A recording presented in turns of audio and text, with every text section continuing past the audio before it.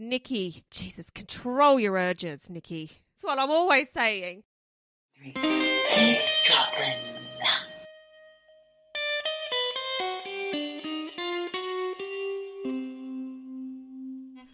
Hello, Michelle. Hello, Geordie. I'm sorry, I just cleared my throat earlier. It sounded It was like... disgusting. Oh, it's not that bad. How are you? Yeah, I'm good, thank you. How are you? What's going on? Great. Oh, skiing. The life of Riley. No, do you know what? Yes. I'm a terrible skier, and I tried out some new skis. Fuck, it makes a difference. It's like a tennis racket, I suppose. You're only as good as the tools that you use. Well, I think so, because I'm all the gear, no idea. But turns out I had shit gear. Yeah. And then as soon as I put some nice new skis on, That I'm helped. actually not bad. So Oh, well done. Yeah. That's nice, isn't Yeah. it? That you've got time to ski, etc. Fantastic for you. How are you? I'm okay. Great. Nothing to report here, Missy. Do you know what? What? When my sister and I say that, we're like, thank fuck. Because do you know what? The amount of times where I used to be like, oh, life's boring, got nothing to report. Actually, It's nice. when it's on the steady, Yeah. even keel, when there's nothing to report, that's when I'm like, great, no one's dead. Yeah. No one's sick. Nothing to worry Everyone's about. happy. Nothing to worry about. So Exactly. I'm happy. I'm happy for the even keel these days. Speaking of even keels, should we introduce ourselves to our lovely eavesdroppers just in case they're here for the first time ever? God forbid. You should be here week on week. We need you, week after week. I'm Geordie. And I'm Michelle, and you are eavesdroppers. You're eavesdropping on us. Exactly. You're eavesdropping on us. I'd like to give a little shout out to one of our quiet eavesdroppers in the background. She's had one before. Her name's Nikki, and I work with her 2 days a week. Hello, Nikki. She loves it. Oh, hi, Nikki. I'm so glad you're an eavesdropper. Good, spread the word. Yes. Spread it. Tell all your Spread it, Nikki. youthful friends, because she's quite youthful. Tell all your friends. We'd love to have them on board. But do you know what? It's interesting because I was talking to a friend of mine, also called Nikki, Oh. and I said, you've got to listen to the podcast. And she said, well, what do you talk about? And I said, well, murder, supernatural, aliens. She's like, what the fuck? She's like, I thought you would be talking about restaurants and food and fashion. Boring and I was things. like, no, Menstruating. forgetting everything.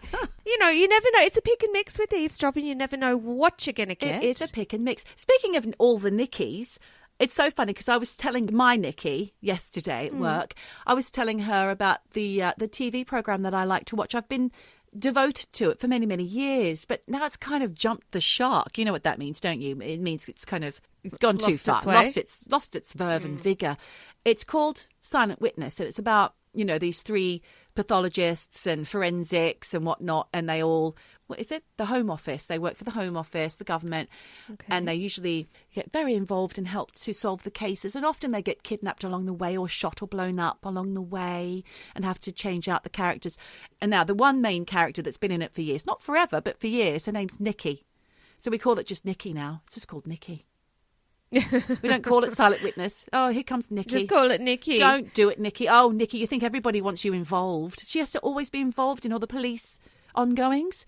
It's not necessary, Nikki. Just stay in your lab. Cut the bodies up. That's what you do. Poor old Nikki. I've seen ads for that. Never interested me. Don't go I've there. never It's lost given it a go. Back in the early 2000s, 2006, say, that kind of timeline, I think that was when it was quite good. And there was a handsome man on it who, of course, Nikki has a go at. I mean, she can't help herself. Obviously, any man that's old enough or young enough to come along that's in her sight, eyeline, she's on him like a car bonnet, I tell you. Nikki, Jesus, control your urges, Nikki. That's what I'm always saying. So that is not a top tip for TV, guys. Don't watch it if you can help it. There are better things. I did start watching The Traitors. What? Oh, Claudia Winkleman with that's her what it's called. the hairstyle that she's, oh Yes. my God, she's always got that shiny hair, hasn't she? Yeah.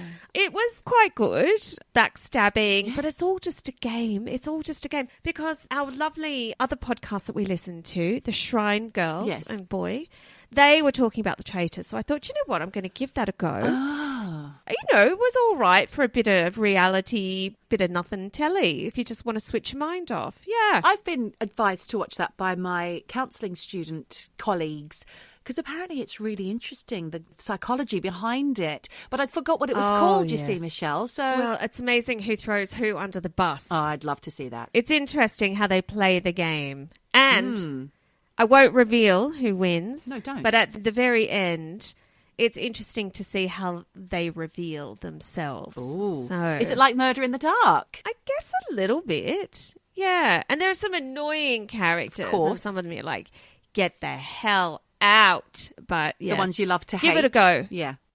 True, Jen, true. True, Jen, true. So I was listening to one of the episodes where we were obviously talking about Greta Thunberg and her massive takedown of that guy, Andrew Tate, who ended up God knows where. I don't know if he's in jail, custody, whatever. I think they did press charges, yeah. Yeah, good, because he's a fucking sex trafficker. I don't know if he is a sex trafficker. Maybe let's not just say that. Because Okay. we might get arrested, Michelle. Okay, well, you know, he's an allegedly. he's an alleged sex trafficker. So that guy, if that's true, he's got to go down, allegedly. Somehow, I don't know how this popped up about Greta Thunberg, but Yeah. the internet people, they're saying she's a time traveller from 1898. What?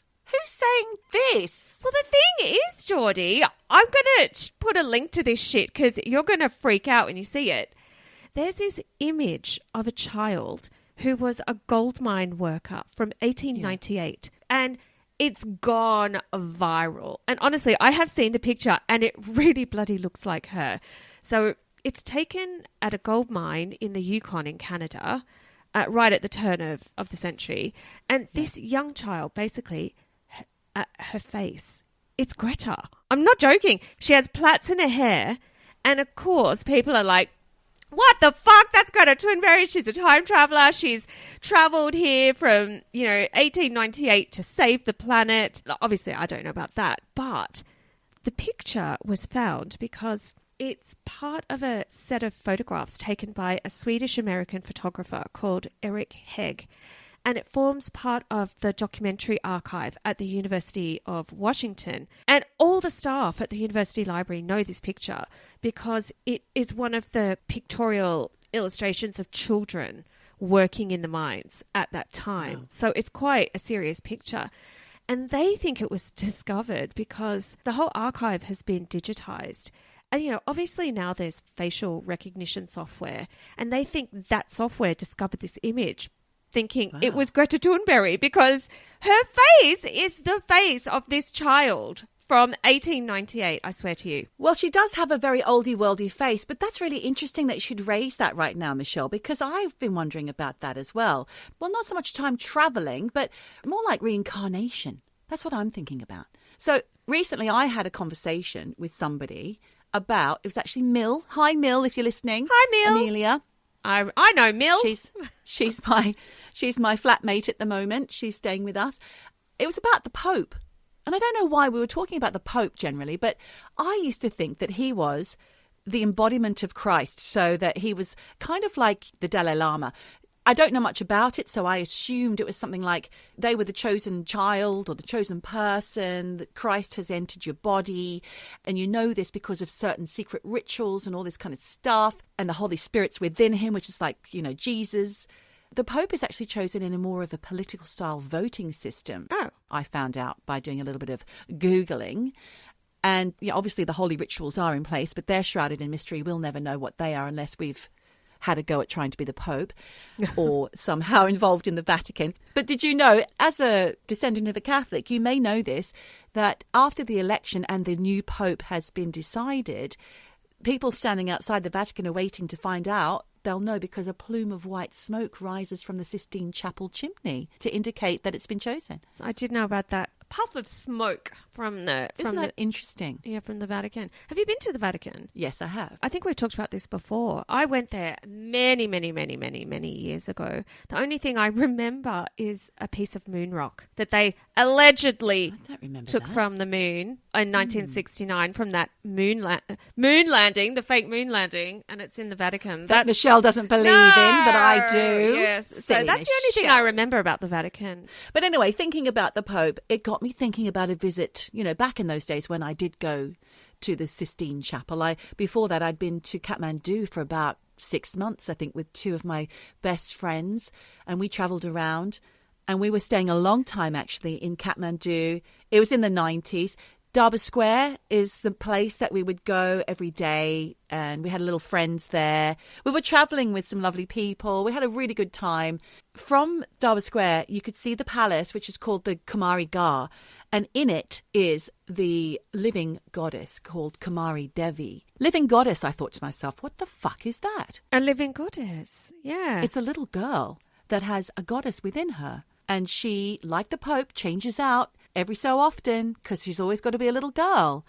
And that is a fascinating idea. And that, Michelle, is what I'm going to tell you about today. Do you know much about it? What, living goddess?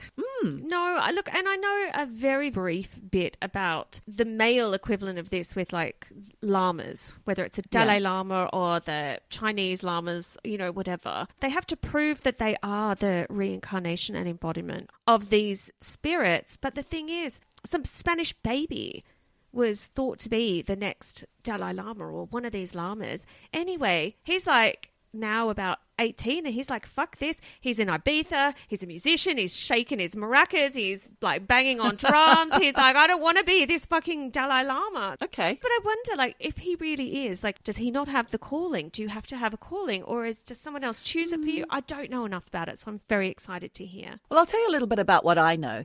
These little girls have to come from a special Buddhist community called the Nuar. Nuar? I don't know how you pronounce it. N-E-W-A-R. Nuar. And they're selected to be the embodiment of the Hindu goddess. So they're Buddhist. Okay. But the goddess itself is Hindu until they reach puberty. So they only have this job until puberty. Once they start menstruating, that's it. They've got to return to their real lives because that's an indication that she's way too old. In fact, they kind of get rid of them before the period starts. And they have to go back to being a mere mortal again. What the fuck? That's a bit mean. It is. And some of them are as young as 2 years old, Michelle, when they become the Kumari. So the Kumari is believed to be an incarnation of the beautiful yet multi-armed Hindu goddess Durga, D-U-R-G-A. There are 12 Kumaris in the Kathmandu Valley, with the royal Kumari being the most important one, and she lives in Kathmandu. A lot to remember already. I know. So there's lots of them, not just the one. Yeah, okay. But this one is the most important. So there's several myths about the Durga goddess and how it came about. Many, many, many millennia ago, the Durga goddess was visiting the king of the Malla dynasty in Nepal every night to play some kind of game. It was either chess or dice, I'm not sure. Until one night the king gets a bit fruity and tries it on with her, which she does not like. And so she vanishes in a fit of rage because she's a goddess. You don't muck about with goddesses, mate. Get your backs right. He had the urge. Couldn't help himself. Couldn't help himself. He thought that he was special because she came to play, games with him every night. But then she appeared to him in a dream afterwards saying, find a child from the Shakya caste. Now, the Shakya are the Buddhists of the community in the newer caste. And she says, I will enter her soul and you can worship her as you worshipped me. So she's saying, just get a child to be the embodiment of me. I will enter her body. Okay. So the king does this, and then the living goddess is born, they say. Okay. So that's what they say it happened. So many, many, many years ago. It was 1757 AD, in fact, Michelle, when this was first thought to have happened. And from now on, the goddess living in a little girl's body is known as Teleju, which is the living embodiment of Durga, the goddess. And only priests can see her in her true form. So what, they rip these little girls away from their families? Pretty much. Rip, maybe not such the word to use, because I think these families are honoured, probably desperately honoured and really want their little girl to be the living goddess. They want that. Okay. So there's a selection process, and it's conducted by 5 Buddhist priests and the Hindu priest in charge of the goddess and the royal astrologer. So there's all these people involved. And I'm not sure if the royal astrologer has much to do with it anymore, because as you may know, in 2008, the monarchy was abolished in Nepal. Now, that's another story. Oh, my God. The Nepalese monarchy was crazy. Did you hear? They all murdered each other. Yeah, I did hear about this. We should put a good story for another time. And in fact, I've been in the presence of the murdered king and queen and their family. How? Because they came to visit a place. I think we were in, I can't remember the name of the place we were, but it was their holiday home in the mountains. Ooh. And we'd gone there, and there was a lineup of people watching them kind of get out of their cars and walk down a red carpet, and we joined in. We got in trouble though, because somebody said, it was an English person travelling with us, said, off with their heads. What? We got in trouble. We're only teenagers, but still naughty. That could land you in jail at that time. I Fucking know. hell. They've got presidents now. So these girls should be from the newer cast, as I've said. They need to be in excellent health. This is all the requirements. They need to be in excellent health, never having shed blood or been afflicted by any diseases, be without blemish, and must have not have lost any of her teeth, including her milk teeth. So this girl's got to be young, right? To never have any diseases. Does that mean she was never allowed to have a cold? Or Not sure, I guess. whooping cough? Or definitely not that. No, she's got to be unblemished, clean, healthy, all of that. And unblemished. Yeah. If you've got a birthmark, No, forget it. out of there. Or a mole. Yep. Fuck that. Holy shit. Yeah. It's not me. No. Third nipple. No, they won't allow that. Sorry, Michelle. So after passing the eligibility test, they are then examined for the 32 perfections of a goddess. Do you want to know what those things are? I don't have all 32 down here because that would be boring. Just the top ones. The top ones are things like neck like a conch shell. What? I know. The fuck does that even mean? I don't know. A body like my a God. banyan tree. Oh, for God's Yeah. sake. Ridiculous. I think that's quite stumpy. Eyelashes like a cow. Okay, yeah, I'll take that. That's appealing, yeah. Thighs like a deer. I was going to say reindeer. Thighs like a deer. I wouldn't mind thighs like a deer. And also like a nice thin knee. I've got fat knees. I'm not going to agree with that. Obviously, your knees are your own business. I think they're probably lovely. They bend, don't they? That's a good thing. Just remember that. Thank your knees for bending. My friend called my knees once JFKs. And I said, what are you talking about? And he said, yeah, you got JFKs. I was like, what the fuck? He's like, yeah, jolly fat knees. And I was like, you're a fucking asshole. Anyway, moving on. Jolly? Jolly fat knees. What a bastard. So chest like a lion. Ew. Hairy. And a voice as soft and clear as a duck's. Oh, fuck you. Not sure if that's soft and clear. How is that soft and clear? I don't know. Do I'm you not think they meant a sure. dove, not a duck? No, duck. I've Oh. checked. I checked against many sources. Insane. In addition to this, her hair and eyes should be very black, and she should have dainty hands and feet, and a small, well-recessed sexual organs, Ew. and a set of 20 teeth. Recessed sexual organs. So she can't have a Well, just- vulva hanging out. No, nothing hanging out. It's got to be nice and Tucked and in. petite and dainty, tucked in. Yeah. Like a sports car. I don't know what that means. Wow.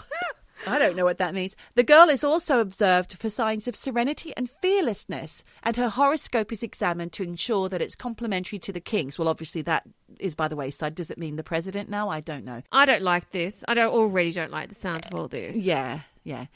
Also, the family need to be good and pure as well. That they look at the family as well. If there's any kind of Yeah, if they're dodgy. yeah, any kind of stuff going on in there, then that's out as well. So once the candidate is chosen, more tests are needed, Michelle. It doesn't stop there. The little girl is taken into the temple and sent into the courtyard of the temple alone, where she's surrounded by the severed heads of 108 buffaloes and goats, which had been sacrificed to the goddess Kali for the Hindu festival of Dashain. Those poor animals. Like, I hope they Yeah. at least get eaten. What a waste of Yeah. nature's gifts.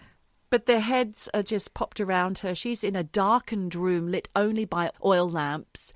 And there is also the added frightening vision of a load of dancing men with masks on. Fucking hell. And she could be 2 years old, right? She must be traumatized. Yeah. She's not necessarily 2. Sometimes she's older, 6, 4, any age. If the candidate is truly the goddess, then she will show no fear during this harrowing ritual. Yeah, fair enough. Yeah, okay, I get it. It's hazing out the doves. It is hazing. It is Yeah. a bit like that.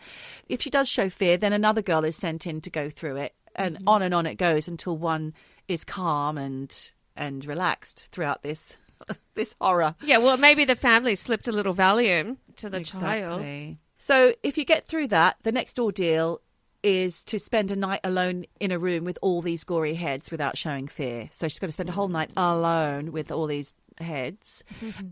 And then if she gets through that, there's one last one. She has to pick out the personal belongings of the previous Kumari Oh. out of an assortment of things laid out before her. So if she points out that what used to belong to the previous Kumari, then that's it. The job's hers. Wow. Do you want that job? I don't know. I think they do. They do. And then she has to be purified. in order to be the unblemished vessel for the goddess to inhabit. So that's when the priests take her through secret tantric rituals to cleanse her body and spirit of her past experiences. And once those are completed, I don't have the details of that because they're secret, the goddess Durga or Talaju enters her and she is presented as the new Kumari. She's dressed up and got makeup on like the Kumari, and then she leaves the Talaju temple and walks across Darbar Square on a white cloth to the Kumari Gar, which is the palace, which is also going to be her home for the duration of her divinity, I suppose. Until she gets her rags. Exactly. Until she gets her period, her time is up. But until that time, her feet never touch the ground again. She's carried around on one of those golden, what are they called? Palanquins? Oh, I know what you mean. She's got ceremonious duties to carry out. She's carried. Yeah. She never puts her feet on the ground. Do you know what? I would love to read a testimony of these little girls after they get their period and then they're like, here's the ground, fuck off, you're no longer. What happens then? Well, there's a book. Is there? There is a book. Oh, my God. Yes, there is, written by one of the former Kumari princesses called Goddess to Mortal. I will send you something to put the link in. I will. I'm interested in that. And some of my info is about this, so I will tell you.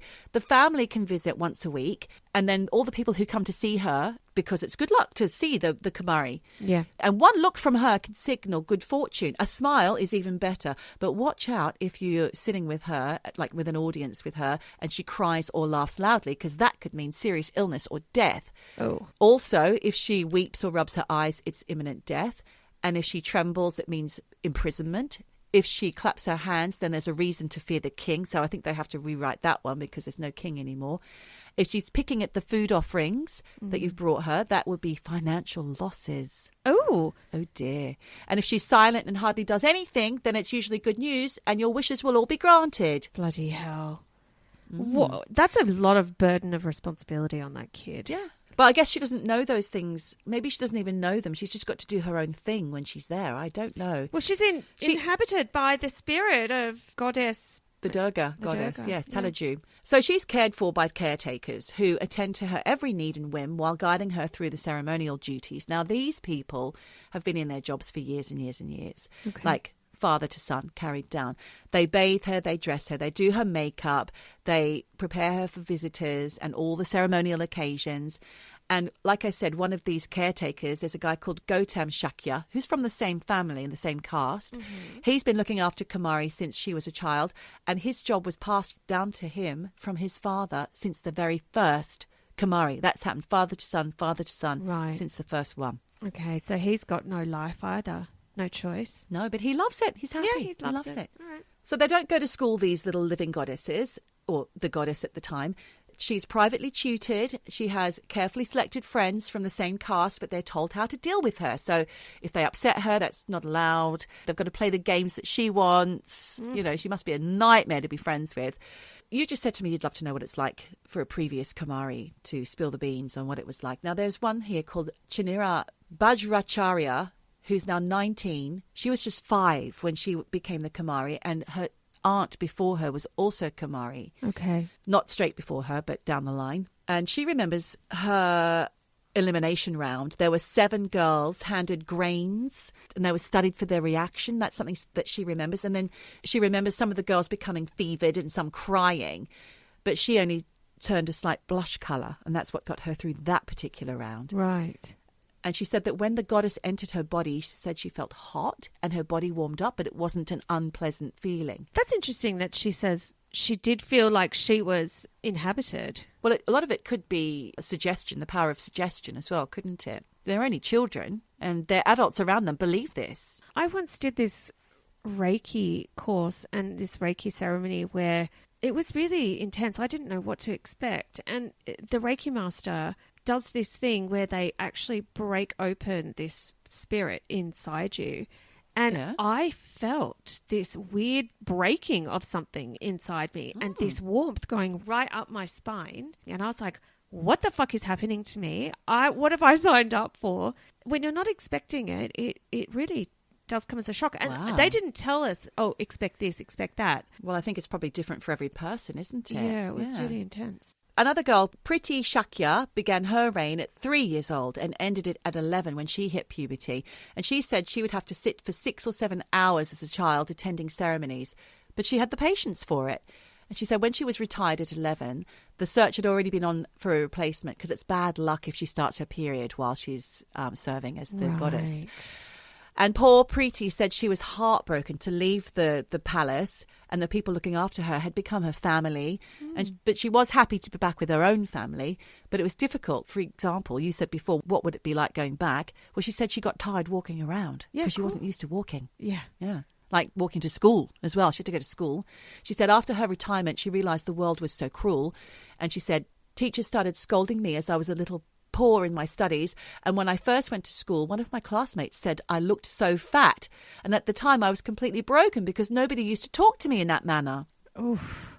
She did eventually integrate, but some of the myths surrounding the Kumari have affected her life going forward. Like, for example, if an ex-Kumari marries, her husband will die shortly after. So no one's going to be lining up to marry an ex-Kumari. And they'll all know it was you. Yeah, you can't pretend it wasn't you. Shit. And then there's another belief that the Kumari caused 2015's earthquake in Nepal because a week before the devastating earthquake, the City Museum in Kathmandu exhibited something from artist Sudeep Bala, which was a picture of a living goddess with a condom packet on her head.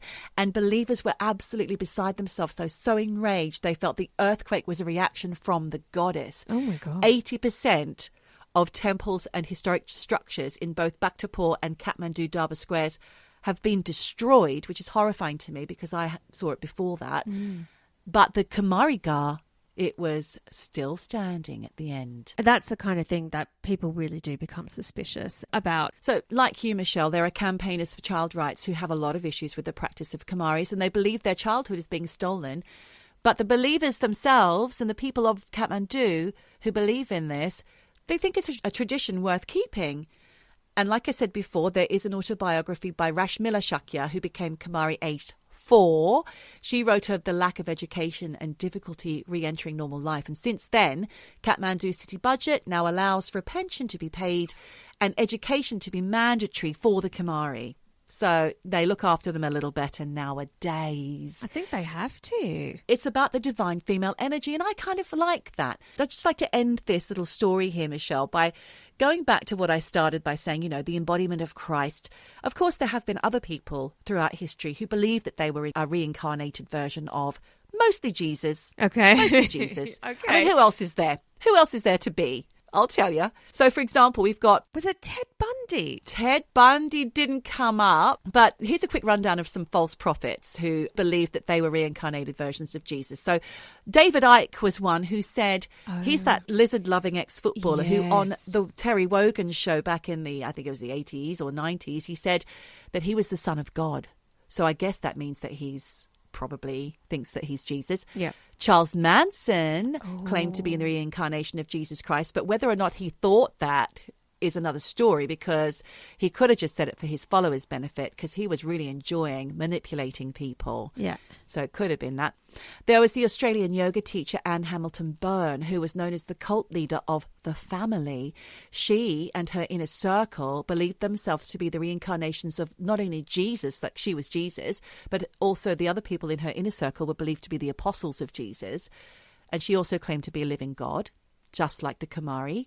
And then there was Marshall Applewhite. I like to say White, Applewhite, a.k.a. Doe to Bonnie Nettles T, the founders of the Heaven's Gate cult, who famously committed suicide en masse in 1997 to coincide with the closest passing to Earth of the Hale-Bopp comet, which they felt they were ascending to by all dying. So he said he was Jesus. It's interesting. We've done podcasts on pretty much every single one of these people. I'll have to link the shit out of that. Link. And of course you have Jim Jones, the founder of the cult, the People's Temple, who he convinced to drink the Kool-Aid, his followers, in Jonestown, Guyana in 1978, thus murdering all these people. I didn't get the numbers down, but there was a lot of them. And he said he was not only Jesus reincarnated, but also Buddha, Lenin, and the Father Divine, who was also another cult leader and a civil rights activist who died in 1965. Also thought he was Christ as well. He's a reincarnated schizophrenic. Basically, yeah, all over the shop. How do they all live in the same body? I have no idea, but I will say one more thing, Michelle. When I spoke about this to people that I was doing this story, it was Mill again. She pointed out that there was a documentary film that she saw called Kumari, directed by an American filmmaker, Vikram Gandhi. Now, this is not what I expected her to say at all. I thought she was going to talk about, because there are YouTube videos of Kumari living goddesses and whatnot. But I thought she was going to say that. Instead, she said it was about an American filmmaker called Vikram Gandhi. He pretends to be a guru in a satire on the New Age movement. Oh. So he grows his hair. He puts on a fake Indian accent. He's already of Indian descent or something. And I didn't see the film because she only told me about it just last night. So I haven't had time to look. But I looked at the trailer, and I'm going to send you the link. It looks amazing. It shows his transformation from American dude to Indian accented long-haired Sri Kumari, who is from a made-up village in India, very much like Borat. And it is funny to begin with. And then he gathers followers in Arizona who absolutely are devoted to him by the look of the trailer.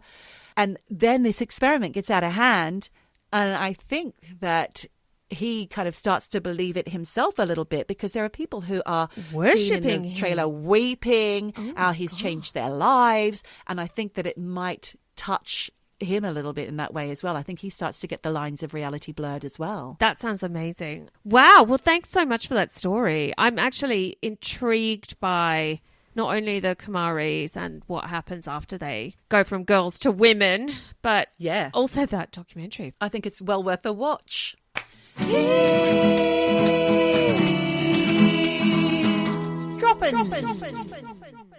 So reincarnation, for me, it's such a fascinating topic. And obviously, you know, when I was talking earlier about Greta Thunberg, it did get me thinking, could reincarnation be time travel in a different form?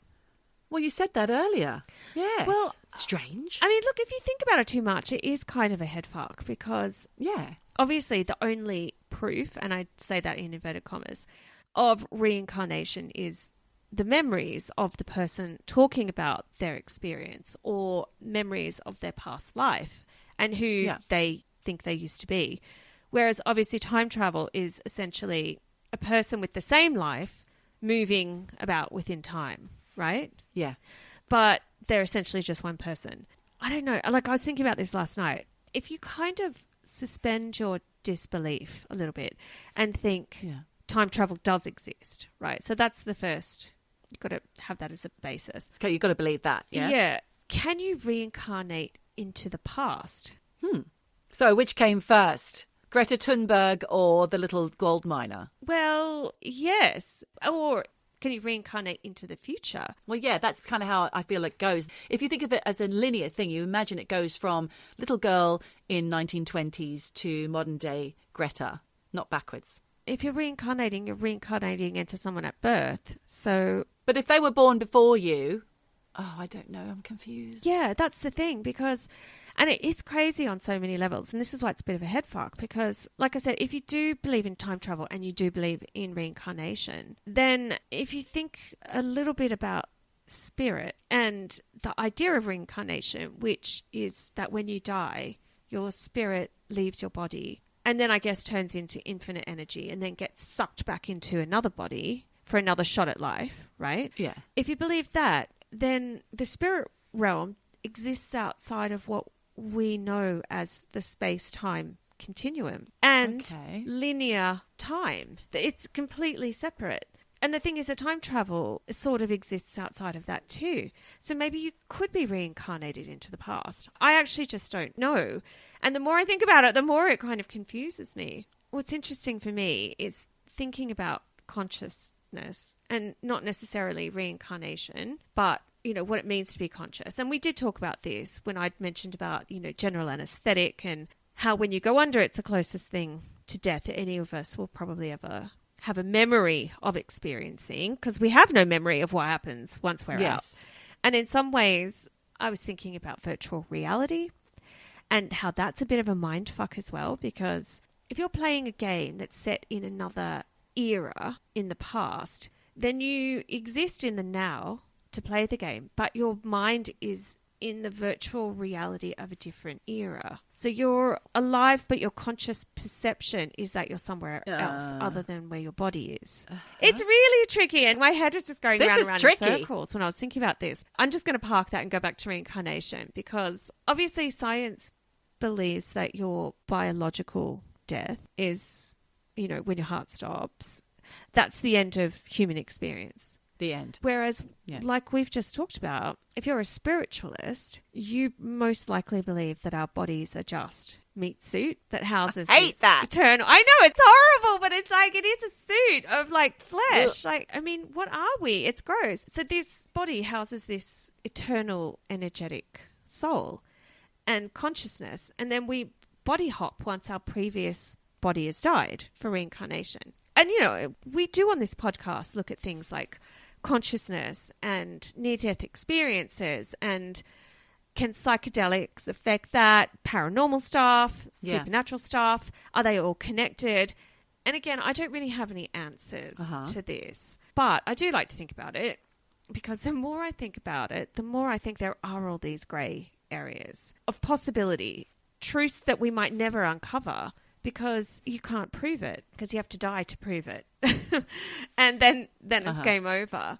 But there have been studies by people who use hypnotherapy to uncover subconscious memories of past lives, and memories actually of the time in between those two lives.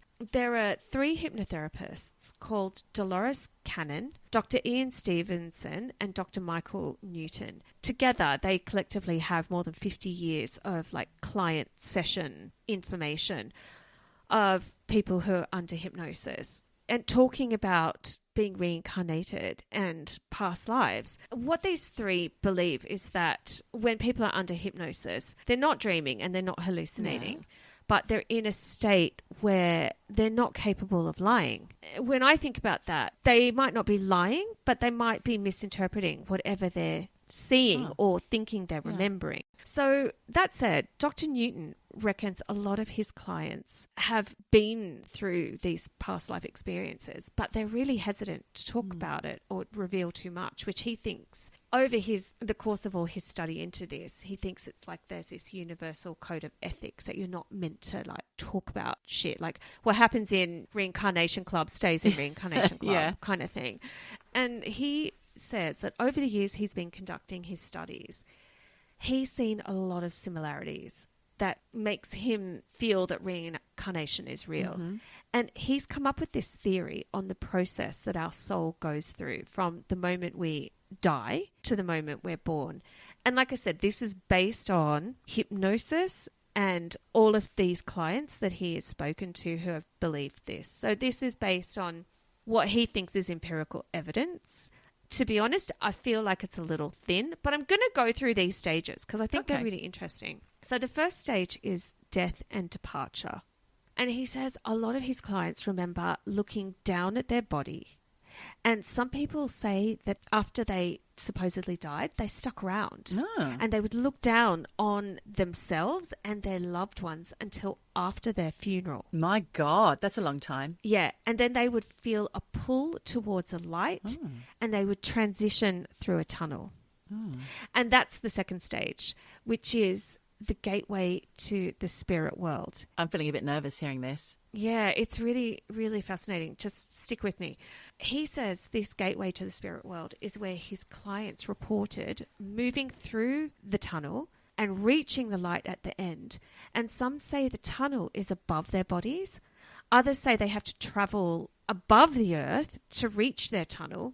But after they reach the end of the tunnel, his clients almost always describe the same thing, but in different ways. Like they see beautiful scenery or they hear beautiful music. And Dr. Newton thinks that these things are happy memories from the life they'd just lived, which gives them an anchor kind of familiarity during this tunnel process. Right.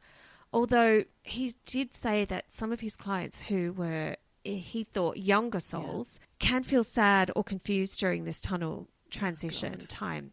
And that's when he says those people, and in fact most of them who are going through this tunnel, have guides who come to assist them and comfort them through this tunnel experience.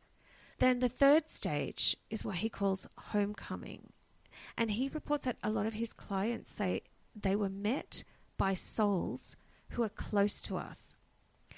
And he thinks that it's during this stage that the soul begins to remember more about the afterlife and also their previous lives.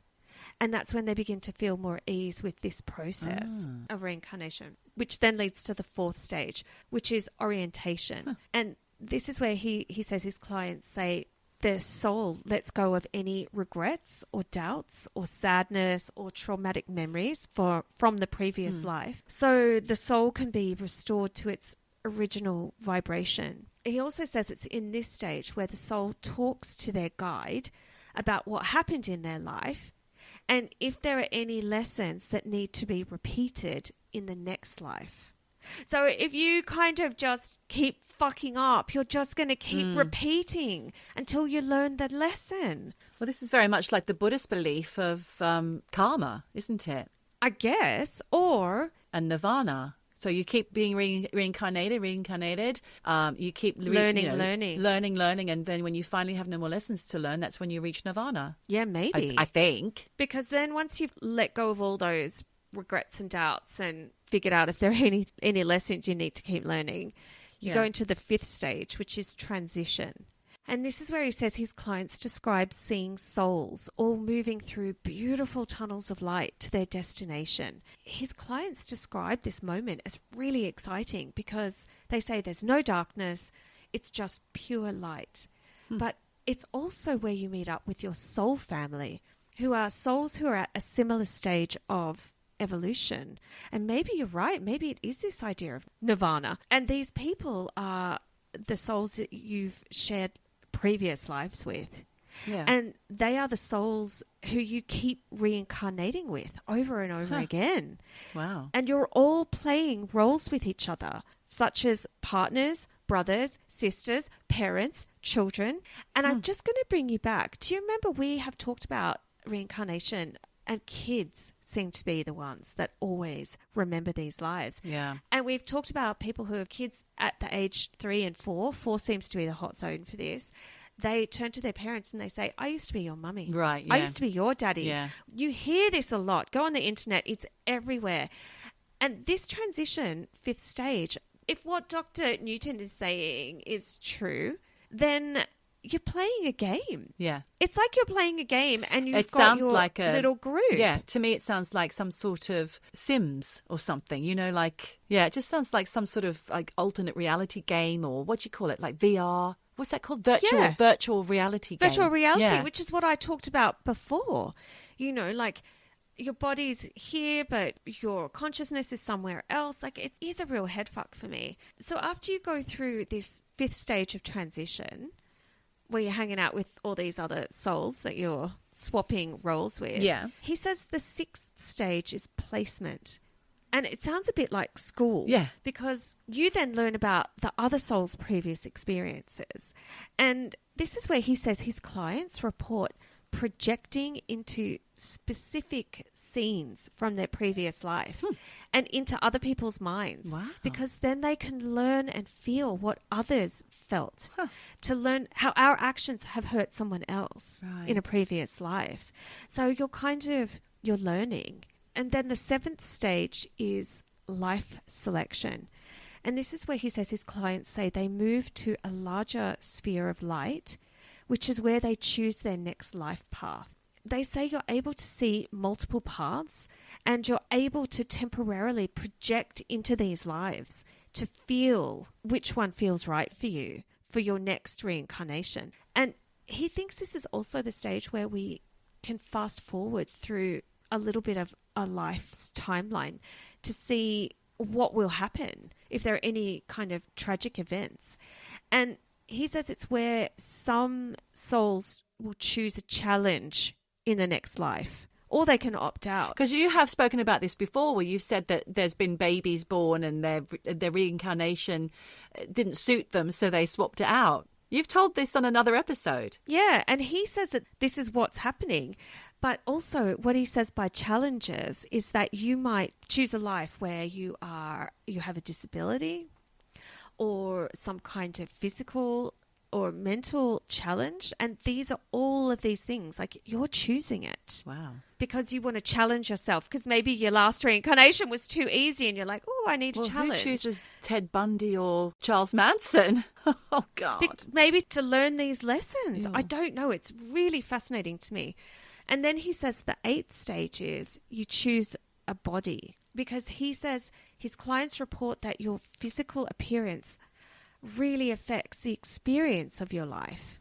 And this got me thinking, like, fuck, what would you choose? Because I always moan about how I have, thin hair. Like, why did I choose that? Is that to, like... Maybe the hair wasn't an issue. Well, maybe it wasn't. I don't know. But I think it's really interesting that you can choose to be gorgeous, not so attractive, your skin colour, your height, your weight, all of these things. That sounds bizarre, Michelle. What's this guy's credentials? They're all hypnotherapists, and this is all based on anecdotal evidence of their clients. And how many clients do you speak to? Lots. Yeah, it's a bit thin. I told you, the details are a bit thin, but I found it very interesting. It is interesting to listen to, but it's also a bit of a mind fuck when it gets to those kind of nitty gritty. And you can choose your skin colour. Oh, and you can choose if you have a disability or not. And sometimes you choose to because it's a challenge. It's a challenge. You don't want to have an easy ride. It sounds a bit weird. Yeah. Well, this is just what he says his clients... I know you didn't make it up. ...have talked about. I haven't, but I found it really interesting. Then he says the 9th stage is preparation and embarkation, where once you've chosen your body and your life path, you choose how you die. You then meet up with this soul group who are the people that you're playing the roles of the next life with, and you do a bit of planning, and you apparently create cues and synchronicities that kind of guide you. Wow. I mean, is this deja vu? Is this moments where you're like, I've done this before, or connections that you have with someone where you're like, I've met you before? I mean, I think we've all felt those things where you're like, fuck, I know you, or I feel like we've had some experience before. Yeah. I mean, we've all come across people. So apparently there are cues that you connect with people who are your soul group. There are also higher level guides that help to plan out specific symbols that we will see in our reincarnated life. Okay. Or here that will trigger certain thoughts and actions at specific times. And that is really full on to me, because then that feels like we don't choose life. It's all preordained. Yeah. I don't know.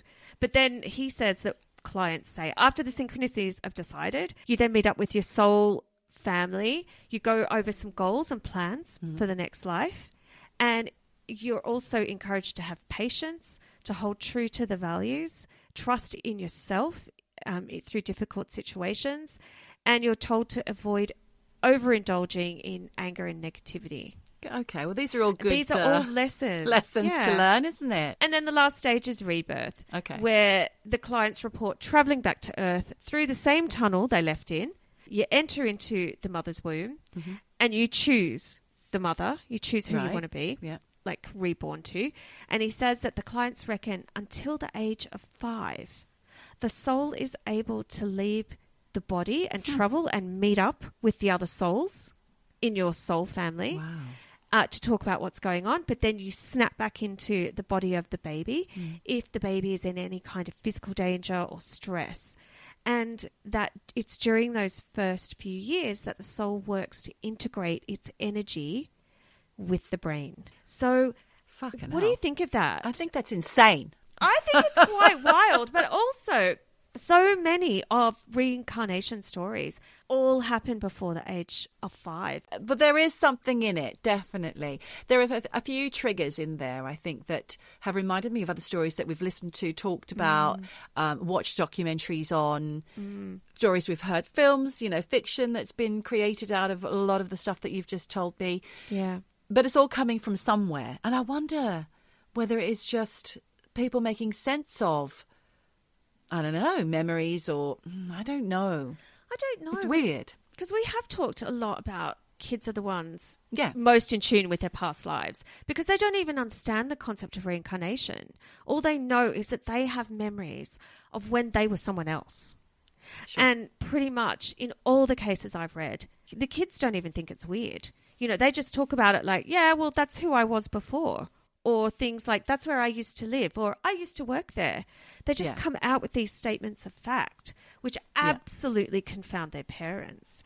And, sure. you know, inevitably there does come a point where they don't remember these past lives anymore, and they don't talk about it anymore. Yeah, exactly. And it's amazing, isn't it? It reminds me of when we were talking about the little boy who said, that's the park I used to play in when I had a different mum, the mum with the pretty hair. Yeah. She managed to trace it back to another little boy who had died some years before. She found it all the things he was saying were true. So when I was looking into this, there was this case of a woman called Rhys White. Now, she actually had this post on TikTok that went viral in September 2018 because her 4-year-old started talking about her past life. So it was September the 11th, and in America, there are always lots of memorial posts about 9/11 and lots of discussions about, you know, Twin Towers. And on this particular day, Rhys was messing about on social media. You know, she saw a lot of posts about 9/11. Her 4-year-old daughter saw some of these pictures of the Twin Towers, and she pointed to the North Tower, and she said to her mum, I used to work there. Rhys was like, what the fuck? And she apparently said to her daughter, when? And the daughter just said, before. And then she went on to say to her mum that one day she was working in the North Tower and the floor got really hot. So she stood on her desk because the floor was too hot. And then she said she and her friends were trying to get through the door, but they couldn't open the door. So she jumped out the window and flew like a bird. Oh, my God. That's what she told her mum. And obviously her mum, Rhys, was horrified by this. And she insists her daughter had never heard anything about 9/11 before. So for her daughter to say something like that was really shocking. Yeah. And look, the thing is, if you dig around on the internet, you can find quite a few cases of kids saying that they died in those 9/11 World Trade Center attacks. Yeah. So one day, there's this woman called Rachel Nolan, and she asked her 4-year-old son, Thomas, and again, like I said before, 4 years old, this seems to be the hot zone for this shit. The hot zone. So Rachel asked Thomas, what do you want to be when you grow up? And he said, I don't want to be a firefighter because I've always been a firefighter and I'm already a firefighter. And Rachel's like, yeah, whatever. And then Thomas went on to say, I used to go to work in the morning, and in the evening, I would take off my fire proximity suit. He's 4 years old, and he's saying that, which is a really specific thing for a kid to say. And the mum's like, what? How does he even know the word proximity? So then Thomas would also say things like, I used to use an axe to check if there was fire behind walls. And then I would also use the same axe to escape if there was fire danger. And then he would give super detailed accounts of how he would use the axe and where and how he would put out fires. And even though Rachel most of the time would think like, where the hell's he getting this from? She just thought he had a wild imagination until one day Thomas saw a picture of the World Trade Center in a magazine, and he turned to Rachel and said, bad men burnt those buildings and people had to jump out and I couldn't help. There were people waiting for firefighters and they were waiting for me, but I couldn't get there to help them. And then he gave precise details of the model of the truck he used when he was a firefighter, and it was the exact same truck used by firefighters in Manhattan, this is insane. In New York in 2001 at the time of 9/11. Then he also said he would ride in the front cab of his fire truck, even though he wasn't the chief firefighter. And he talked about having a friend called Mike, who was also a firefighter, but was on a different truck. He gave Rachel, apparently, loads of really precise information about the 9/11 attacks. And he said he died while trying to save people from the World Trade Center. And then he didn't know if Mike survived. He was talking that he died and he didn't know what happened to his friend Mike. It's really, really sad. And then the last little snippet I'm going to tell you about 9/11 reincarnation, kids, is about a woman called Lucia who says she believes her 4-year-old is the reincarnation of someone who worked in the Twin Towers. And she believes this because she says one day when her son saw a picture of the Twin Towers, he pointed to a very specific window on one of the towers and he said that's where he worked, in that office. And then he told his mum that he felt the building fall. Oh, my God. And that he was inside and he died. And then he turned to his mum, Lucia, and said, and Mum, I'm still buried there. I know. And look, there's another really famous account of a child called Cade who basically told his mum, Molly, that he had an office in the North Tower and he pointed out the window. He said from his window he could see the Statue of Liberty and that he had worked in the army, in the military. And then he started talking to Molly one day about his past life and he said he was honourably discharged from the US military, and on the day of 9/11 he said the ceiling above him collapsed and he couldn't get out and get to the stairs in the fire escape. And Molly is like, fuck, man, that's really specific. So she hunted down, was there anyone working there? And then she said, do you remember your name? And he said, yes, Mum, I remember my old name. My name was Robert Patterson. Oh, my goodness. So she was like, fuck, I've got to check this out. So Molly went and investigated whether or not there was somebody called Robert Patterson who was working in the trade centre. So she went through the records and there was a guy called Robert Patterson who was a veteran of the US Air Force who did work in the North Tower. He was on the 110th floor on the day of the attack and he died in 9/11. And it was like tick, tick, tick, tick, insane. tick. Wow. I don't know what to think about that. Well, they're chilling stories, absolutely. Just the fact it's so vivid and it brings you back to the horror of watching those towers collapse and those people jumping. I know. I mean, I'll never forget watching that unfold, and I'm sure the people involved will never forget it. To have 4-year-old children talking about it like it happened to them, that's shocking. Yep. And I don't know where that's coming from. I've got no answer. And it checked out. Reincarnation. Well, is it a thing or is it some weird kind of, I don't know, telepathy? Or... Honestly, it just fucks with my head. It fucks with my head. I'm exhausted from even thinking about it. You'll have to have a little lie down. I do. I need a cup of tea and a lie down. And honestly, eavesdroppers, if you have any thoughts about this, please get in touch. It's so fascinating to me. We'd love to hear your thoughts, your stories. So for sure. Now we've got to say, wherever you are, whatever you do, just keep eavesdropping. Eavesdropping. Eavesdropping. Dropping. Eavesdropping. Dropping. Eavesdropping. Eavesdropping. Dropping. Dropping.